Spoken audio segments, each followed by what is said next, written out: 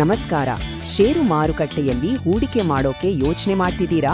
ಹಾಗಾದ್ರೆ ಒಂದು ಒಳ್ಳೆ ಸ್ಟಾಕ್ ಪೋರ್ಟ್ಫೋಲಿಯೋನ ಮೊದಲಿನಿಂದ ಅಂದ್ರೆ ಸ್ಕ್ರ್ಯಾಚ್ನಿಂದ ಕಟ್ಟೋ ಹೇಗೆ ಅಂತ ಈ ವಿವರಣೆಯಲ್ಲಿ ನೋಡೋಣ ಬನ್ನಿ. ಶುರು ಮಾಡೋಣವಾ? ಎಲ್ಲರೂ ಷೇರು ಮಾರುಕಟ್ಟೆಗೆ ಬರೋದು ದುಡ್ಡು ಮಾಡೋಕೆ ಅಂತಾನೆ ಅಲ್ವಾ? ಆದ್ರೆ ಯಾಕೆ ಜಾಸ್ತಿ ಜನ ದುಡ್ಡೆಲ್ಲ ಕೊಳ್ಳ್ಕೊಳ್ತಾರೆ? ಇದೊಂದು ದೊಡ್ಡ ಪ್ರಶ್ನೆ. ನಿಜಕ್ಕೂ ಯಾಕಾಗತ್ತೆ ಹೀಗೆ? ಇದಕ್ಕೆ ಉತ್ತರ ತುಂಬಾ ಸಿಂಪಲ್. ಸರಿಯಾದ ಪ್ಲಾನ್ ಇರಲ್ಲ, ಯಾರೋ ಹೇಳಿದ್ರು ಅಂತ, ಟಿವಿಯಲ್ಲಿ ನೋಡಿದ್ವಿ ಅಂತ ಹೀಗೆ ಸಿಕ್ಕ ಸ್ಟಾಕ್ಗಳನ್ನ ಕೊಂಡುಕೊಳ್ಳೋದು. ನೋಡಿ, ಇನ್ವೆಸ್ಟಿಂಗ್ ಅಂದ್ರೆ ಬರೀ ಸ್ಟಾಕ್ ಪಿಕ್ ಮಾಡೋದಲ್ಲ, ಅದಕ್ಕೊಂದು ಸ್ಟ್ರಾಟಜಿ ಬೇಕು, ಒಂದು ಪ್ಲಾನ್ ಬೇಕು. ಹಾಗಾದ್ರೆ ಇದಕ್ಕೆ ಪರಿಹಾರ ಏನು? ಚಿಂತೆ ಬೇಡ. ಒಂದು ಸ್ಟ್ರಾಂಗ್ ಪೋರ್ಟ್ಫೋಲಿಯೋ ಕಟ್ಟೋಕೆ ಒಂದು 5 ಸ್ಟೆಪ್ಸ್ ಫಾರ್ಮ್ಯುಲಾ ಇದೆ. ಮೊದ್ಲು ಸ್ಟ್ರಾಟಜಿ ಬಗ್ಗೆ ಮಾತಾಡೋಣ, ಆಮೇಲೆ ನಮ್ಮ ಇನ್ವೆಸ್ಟರ್ ಪ್ರೊಫೈಲ್ ತಿಳ್ಕೊಳ್ಳೋಣ, ಆಮೇಲೆ ಪೋರ್ಟ್ಫೋಲಿಯೋ ಬ್ಲೂ ಪ್ರಿಂಟ್ ಡಿಸೈನ್ ಮಾಡೋಣ, ಅದನ್ನ ಆಕ್ಷನ್ಗೆ ತರೋಣ, ಮತ್ತು ಕೊನೆಯದಾಗಿ ಇದೊಂದು ಲಾಂಗ್ ಗೇಮ್ ಅಂತ ಅರ್ಥ ಮಾಡ್ಕೊಳ್ಳೋಣ. ಸರಿ, ಮೊದಲನೇ ಸ್ಟೆಪ್, ಸ್ಟಾಕ್ಸ್ಗಿಂತ ಮುಂಚೆ ಸ್ಟ್ರಾಟಜಿ. ಇಲ್ಲಿ ನಮ್ಮ ಯೋಚನಾ ಲಹರಿಯನ್ನೇ ಬದಲಾಯಿಸಬೇಕು. ಯಾವ ಸ್ಟಾಕ್ ತಗೊಳ್ಳೋದು ಅನ್ನೋ ಪ್ರಶ್ನೆಗಿಂತ ಒಂದು ಒಳ್ಳೆ ಪೋರ್ಟ್ಫೋಲಿಯೋನ ಹೇಗೆ ಕಟ್ಟೋದು ಅನ್ನೋ ಪ್ರಶ್ನೆ ತುಂಬಾ ಮುಖ್ಯ. ಹಾಗಾದ್ರೆ ಏನಿದು ಸ್ಟಾಕ್ ಪೋರ್ಟ್ಫೋಲಿಯೋ? ಇದು ಬರೀ ಒಂದಷ್ಟು ಸ್ಟಾಕ್ಗಳ ಲಿಸ್ಟ್ ಅಷ್ಟೇನಾ? ಖಂಡಿತ ಇಲ್ಲ. ಇದೊಂದು ರೀತಿ ಇನ್ವೆಸ್ಟ್ಮೆಂಟ್ಗಳ ಬುಟ್ಟಿ. ಇದರಲ್ಲಿ ಸ್ಟಾಕ್ಸ್ ಇರುತ್ತೆ, ಮ್ಯೂಚುವಲ್ ಫಂಡ್ಸ್ ಇರಬಹುದು, ಬಾಂಡ್ಸ್ ಕೂಡ ಇರಬಹುದು. ಇದರ ಅಸಲಿ ಉದ್ದೇಶ ಏನ್ ಗೊತ್ತಾ? ರಿಸ್ಕ್ ಕಡಿಮೆ ಮಾಡೋದು ಮತ್ತು ಒಂದು ಸ್ಥಿರವಾದ ರಿಟರ್ನ್ಸ್ ತರೋದು.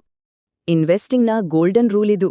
ನೆನ್ಪಿಟ್ಕೊಳ್ಳಿ, ಎಲ್ಲ ಮುಟ್ಟೆಗಳನ್ನ ಒಂದೇ ಬುಟ್ಟಿಯಲ್ಲಿ ಇಡಬೇಡಿ ಅಂತಾರಲ್ಲ, ಹಾಗೆ ಎಲ್ಲಾ ದುಡ್ಡನ್ನು ಒಂದೇ ಸ್ಟಾಕ್ನಲ್ಲಿ ಯಾವತ್ತೂ ಹಾಕಬಾರ್ದು. ಡೈವರ್ಸಿಫಿಕೇಶನ್ ಅಂದ್ರೆ ವೈವಿಧ್ಯತೆ, ಇದೇ ರಿಸ್ಕ್ ಮ್ಯಾನೇಜ್ಮೆಂಟ್ನ ಮೂಲಮಂತ್ರ. ಸರಿ, ಈಗ ಎರಡನೇ ಹಂತಕ್ಕೆ ಬರೋಣ. ದುಡ್ಡು ಹಾಕೋ ಮುಂಚೆ ನಾವ್ ಯಾವ ತರದ ಇನ್ವೆಸ್ಟರ್ ಅಂತ ನಮ್ಮನ್ನ ನಾವೇ ತಿಳ್ಕೋಬೇಕು. ಇದಕ್ಕೆ 3 ಮುಖ್ಯ ಪಿಲ್ಲರ್ಗಳಿವೆ. ನಮ್ಮನ್ನ ನಾವು 3 ಪ್ರಶ್ನೆ ಕೇಳ್ಕೋಬೇಕು. ಒಂದು, ನಮ್ಮ ಗೋಲ್ ಏನು? ಯಾಕೆ ದುಡ್ಡು ಹಾಕ್ತಿದೀವಿ? ರಿಟೈರ್ಮೆಂಟ್ಗ? ಮನೆ ತಗೊಳಕ್ಕ? ಎರಡನೇದು, ನಮ್ಮ ಟೈಮ್ ಹಾರಿಜಾನ್, ಅಂದ್ರೆ ಎಷ್ಟು ವರ್ಷಗಳ ಕಾಲ ದುಡ್ಡಿಡೋಕೆ ರೆಡಿ ಇದೀವಿ. ಮತ್ತು ಮೂರನೇದು, ನಮ್ಮ ರಿಸ್ಕ್ ಟಾಲರೆನ್ಸ್, ಅಂದ್ರೆ ಎಷ್ಟು ರಿಸ್ಕ್ ತಗೊಳ್ಳೋಕೆ ನಮ್ಗೆ ಧೈರ್ಯ ಇದೆ. ಈ ಟೈಮ್ ಅಂದ್ರೆ ಅವಧಿ ಇದೆಯಲ್ಲ, ಇದು ತುಂಬಾ ಇಂಪಾರ್ಟೆಂಟ್. ಇದು ನಮ್ಮ ಪೂರ್ತಿ ಸ್ಟ್ರಾಟಜಿಯನ್ನೇ ಡಿಸೈಡ್ ಮಾಡುತ್ತೆ. ಯೋಚನೆ ಮಾಡಿ, ನಮ್ಮ ಗೋಲ್ ಇನ್ನೂ 10-15 ವರ್ಷ ದೂರ ಇದ್ರೆ ನಾವು ಸ್ವಲ್ಪ ಜಾಸ್ತಿ ರಿಸ್ಕ್ ತಗೊಂಡು ಈಕ್ವಿಟಿಲಿ ಇನ್ವೆಸ್ಟ್ ಮಾಡಬಹುದು. ಅದೇ 1-2 ವರ್ಷದಲ್ಲಿ ದುಡ್ಡು ಬೇಕು ಅಂದ್ರೆ ಸೇಫ್ ಆಗಿರೋ, ಕಡಿಮೆ ರಿಸ್ಕ್ ಇರೋ ಕಡೆ ಇಡೋದೇ ಒಳ್ಳೇದಲ್ವಾ? ರಿಸ್ಕ್ ಪ್ರೊಫೈಲ್ ಮೇಲೆ ನಾವು ಯಾವ ತರದ ಇನ್ವೆಸ್ಟರ್ ಅಂತಾನೂ ಗೊತ್ತಾಗತ್ತೆ. ನೋಡಿ, ಜಾಸ್ತಿ ರಿಸ್ಕ್ ಬೇಡ ಅನ್ನೋರು ಕನ್ಸರ್ವೇಟಿವ್ ಇನ್ವೆಸ್ಟರ್ಸ್. ಇವರು ಲಾರ್ಜ್ ಕ್ಯಾಪ್ ಸ್ಟಾಕ್ಗಳಲ್ಲಿ ಇನ್ವೆಸ್ಟ್ ಮಾಡೋದು ಸೇಫ್. ಸ್ವಲ್ಪ ರಿಸ್ಕ್ ಓಕೆ ಅನ್ನೋರು ಮಾಡರೇಟ್. ಇವರು ಲಾರ್ಜ್ ಜೊತೆಗೆ ಮಿಡ್ ಕ್ಯಾಪ್ ಕೂಡ ನೋಡಬಹುದು. ಇನ್ನು ಅಗ್ರೆಸಿವ್ ಇನ್ವೆಸ್ಟರ್ಸ್ ಹೆಚ್ಚು ರಿಸ್ಕ್ ತಗೊಳ್ತಾರೆ. ಇವರು ಮಿಡ್ ಮತ್ತು ಸ್ಮಾಲ್ ಕ್ಯಾಪ್ ಸ್ಟಾಕ್ಗಳ ಕಡೆ ಗಮನ ಹರಿಸಬಹುದು.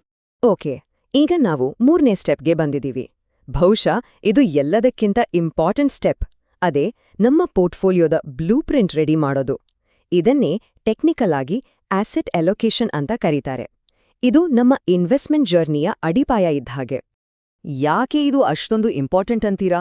ಯಾಕಂದ್ರೆ ಎಕ್ಸ್ಪರ್ಟ್ಸ್ ಪ್ರಕಾರ ನಮ್ಮ ಪೋರ್ಟ್ಫೋಲಿಯೋದ ಸಕ್ಸಸ್ನಲ್ಲಿ 80% ಪಂಗು ಇದೇ ಆಸೆಟ್ ಅಲೋಕೇಶನ್ನದ್ದೇ. ಹೌದು, ನಿಜ ಇದು. ನಾವು ಯಾವ ಸ್ಟಾಕ್ ಪಿಕ್ ಮಾಡ್ತೀವಿ ಅನ್ನೋದಕ್ಕಿಂತ ನಮ್ಮ ದುಡ್ಡನ್ನ ಬೇರೆ ಬೇರೆ ಆಸೆಟ್ಗಳಲ್ಲಿ ಹೇಗೆ ಹಂಚಿದ್ದೀವಿ ಅನ್ನೋದು ಜಾಸ್ತಿ ಮುಖ್ಯವಾಗುತ್ತೆ. ಹಾಗಾದ್ರೆ ಒಂದು ಐಡಿಯಲ್ ಆಸೆಟ್ ಅಲೋಕೇಶನ್ ಹೇಗಿರಬೇಕು? ಇಲ್ಲೊಂದು ಉದಾಹರಣೆ ಇದೆ. ಸುಮಾರು 60% ಇಕ್ವಿಟಿಗೆ, 20% ಡೆಟ್ ಅಥವಾ ಬಾಂಡ್ಸ್ಗೆ, 10% ಗೋಲ್ಡ್ಗೆ ಮತ್ತು ಇನ್ನೂ 10% ಕ್ಯಾಶ್ ಆಗಿ ಇಡಬಹುದು. ಇದನ್ನೊಂದು ಕ್ರಿಕೆಟ್ ಟೀಮ್ ತರ ಯೋಚನೆ ಮಾಡಿ. ಇಕ್ವಿಟಿ ಅನ್ನೋದು ನಮ್ಮ ಬ್ಯಾಟ್ಸ್ಮನ್, ರನ್ ಗಳಿಸೋಕೆ. ಡೆಟ್ ಅಂದ್ರೆ ನಮ್ಮ ಬೌಲರ್, ಸ್ಥಿರತೆ ಕೊಡೋಕೆ. ಗೋಲ್ಡ್ ಇದೆಯಲ್ಲ, ಅದು ನಮ್ಮ ವಿಕೆಟ್ ಕೀಪರ್, ಮಾರ್ಕೆಟ್ ಬಿದ್ದಾಗ ನಮ್ಮನ್ನ ಕಾಪಾಡೋಕೆ. ಸರಿ, ಈಗ ಆ ಇಕ್ವಿಟಿ ಭಾಗವನ್ನೇ ಸ್ವಲ್ಪ ಝೂಮ್ ಮಾಡಿ ನೋಡೋಣ. ನಮ್ಮ ಎಲ್ಲಾ ಇಕ್ವಿಟಿ ದುಡ್ಡನ್ನು ಒಂದೇ ಥರದ ಕಂಪ್ನಿಗಳಲ್ಲಿ ಹಾಕಬಾರದು. ಇಲ್ಲೂ ಡೈವರ್ಸಿಫಿಕೇಶನ್ ಬೇಕು. ಸುಮಾರು 50-60% ದೊಡ್ಡ ಕಂಪ್ನಿಗಳಲ್ಲಿ, ಅಂದ್ರೆ ಲಾರ್ಜ್ ಕ್ಯಾಪ್, ಒಂದು 25-30% ಮಿಡ್ ಕ್ಯಾಪ್ಗಳಲ್ಲಿ, ಮತ್ತೆ ಒಂದು 10-15% ಚಿಕ್ಕ, ಅಂದ್ರೆ ಸ್ಮಾಲ್ ಕ್ಯಾಪ್ ಕಂಪ್ನಿಗಳಲ್ಲಿ ಹಾಕಿದ್ರೆ ಸ್ಟೆಬಿಲಿಟಿ ಮತ್ತು ಗ್ರೋತ್ ಎರಡರ ನಡುವೆ ಒಂದು ಒಳ್ಳೆ ಬ್ಯಾಲೆನ್ಸ್ ಸಿಗುತ್ತೆ. ಇಷ್ಟೇ ಅಲ್ಲ, ಇನ್ನೊಂದು ಮುಖ್ಯವಾದ ವಿಷಯ ಇದೆ. ನಮ್ಮ ಇನ್ವೆಸ್ಟ್ಮೆಂಟ್ಗಳನ್ನ ಬೇರೆ ಬೇರೆ ಸೆಕ್ಟರ್ಗಳಲ್ಲಿ ಹರಡಬೇಕು. ಅಂದ್ರೆ ಸ್ವಲ್ಪ ಬ್ಯಾಂಕಿಂಗ್, ಸ್ವಲ್ಪ ಐಟಿ, ಸ್ವಲ್ಪ FMCG, ಫಾರ್ಮಾ, ಹೀಗೆ.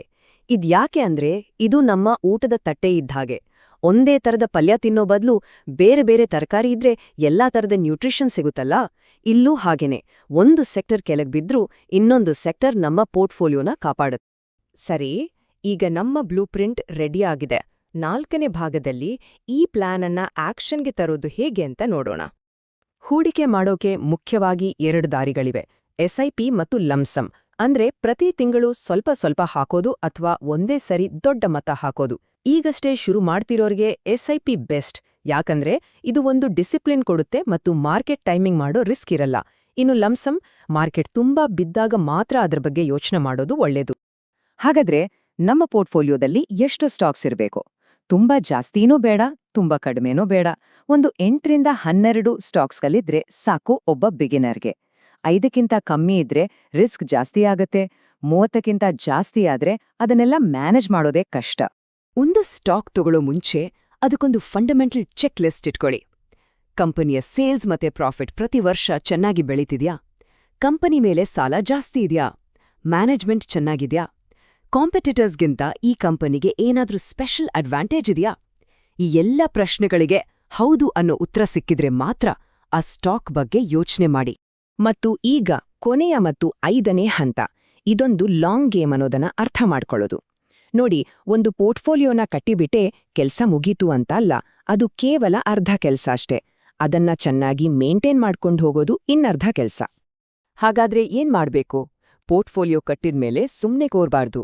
ಪ್ರತಿ 6 ತಿಂಗಳಿಗೆ ಅಥವಾ ವರ್ಷಕ್ಕೊಮ್ಮೆ ಅದನ್ನ ರಿವ್ಯೂ ಮಾಡ್ಬೇಕು. ಉದಾಹರಣೆಗೆ, ನಾವು 60% ಇಕ್ವಿಟಿಗೆ ಅಂತ ಅಲೋಕೇಟ್ ಮಾಡಿದ್ವಿ. ಆದ್ರೆ ಮಾರ್ಕೆಟ್ ಚೆನ್ನಾಗಿ ಹೋಗಿ ಅದು 70% ಆಗಿರಬಹುದು. ಆಗ ಆ ಎಕ್ಸ್ಟ್ರಾ 10% ಪ್ರಾಫಿಟ್ ಬುಕ್ ಮಾಡಿ ಡೆಟ್ನಂತಹ ಕಡಿಮೆ ಆಗಿರೋ ಕಡೆಗೆ ಹಾಕ್ಬೇಕು.